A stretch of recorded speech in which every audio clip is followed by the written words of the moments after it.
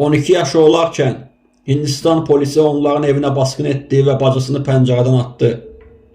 Omurğası parçalanan bacısı 4 il sonra həyatını itirdi. Şakil Əhməd bu hadisəyə görə qəzəbləndi və işğal altındakı vətəni Kəşmirin müstəqilliyi üçün aparılan siyasi hərəkatlara qoşuldu. Gördüyünüz bu şəkil 2007-ci ildə Peyğəmbərimizə qarşı təhriq edici karikaturalara etiraz üçün keçirilən aksiyadan çəkilib. Bu görüntü daha sonra əslində dinc bir etirazda iştirak etməsinə baxmayaraq müsəlmanların imicini təhrif etmək üçün istifadə olunan bir simvola çevrildi. Şakil Əhməd 300 dəfədən çox haqsız yerə saxlanıldı. 2020-ci ildə həbsdən azad edildi. Qardaşı beyin qanaması səbəbilə həyatını itirdi.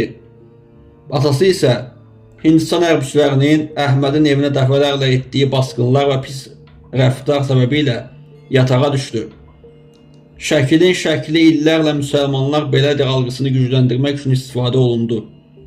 Onunla bağlı yüzlərlə meme hazırlandı. Diğer foto isə Qərbi Şərqdə Fələstinlilərin evlərini qəsb edən bir oğruya aiddir.